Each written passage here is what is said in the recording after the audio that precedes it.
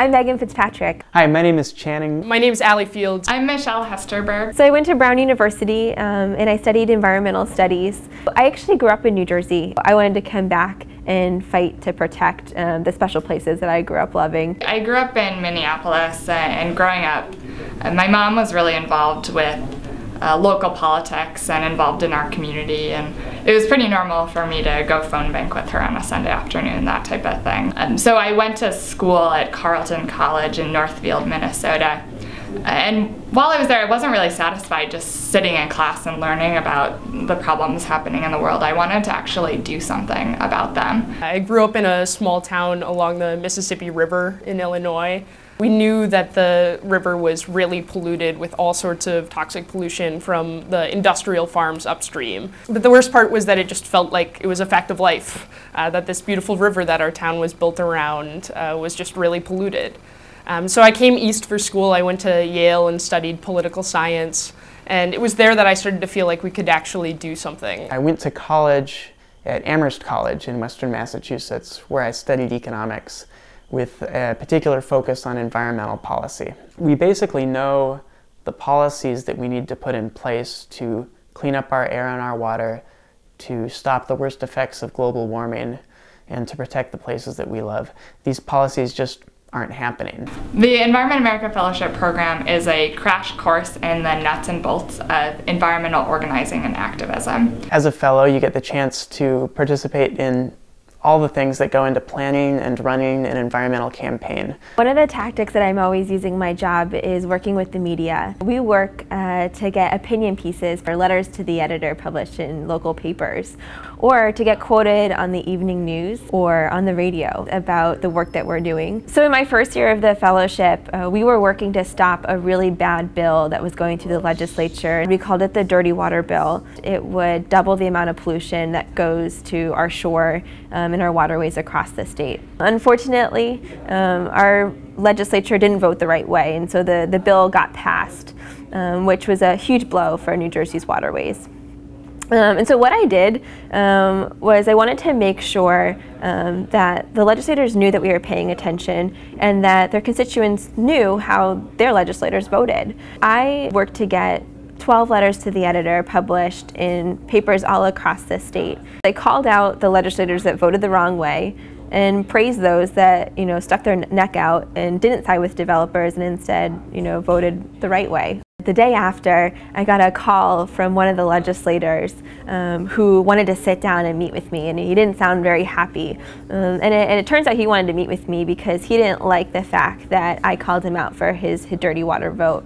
It was really clear by the end of the meeting that although he couldn't take back his vote, he would definitely think twice before voting against what's in the best interest of New Jersey and in our waterways. One of the most common tactics that we use as organizers in many of our campaigns is collecting petitions. Now, right now, I'm working on a campaign to ban plastic bags in Rhode Island. Single-use plastic checkout bags are one of the most common sources of trash found here in coastal cleanups. And when they're in waterways like Narragansett Bay, they threaten wildlife and are accumulating there and could be there for generations to come. The most significant source of opposition on this campaign is the plastics industry. They've been bombarding lawmakers with emails talking about how great plastic bags are, and they even flew up a lobbyist to a town meeting in Barrington, Rhode Island. People power is the thing we've got going for us. We know that in Rhode Island, people love Narragansett Bay more than they love plastic bags. But with lawmakers hearing so much from the plastics industry, we need a way to show them that the people of Rhode Island support banning plastic bags.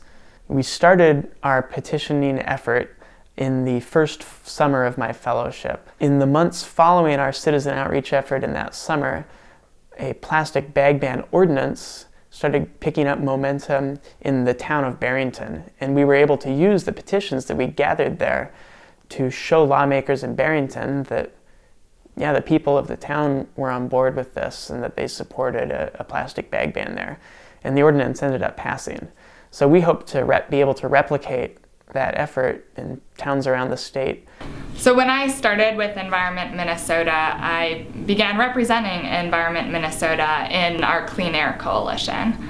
And so that meant I was attending meetings and working with a number of other organizations to develop a strategy and then go out there and implement that. We're a lot more powerful and we can do a lot more when we're working with a wide variety of groups that are interested and invested in clean air. So we've engaged and mobilized sportsmen who care about mercury pollution, and we've engaged moms who don't want to have to worry about their kids being contaminated by mercury pollution or having more asthma attacks because of the smog in the air. One of the really important tactics we use in this work is recruiting interns and volunteers. One great example is a campaign we worked on recently to increase Maine's renewable energy through a ballot initiative. We knew the governor wanted to roll back a lot of our clean energy programs, and we also knew that most Mainers want them. We want more clean energy in the state. And so we decided to take it to the voters by collecting the 56,000 signatures that you need to get something as a ballot initiative here in the state of Maine.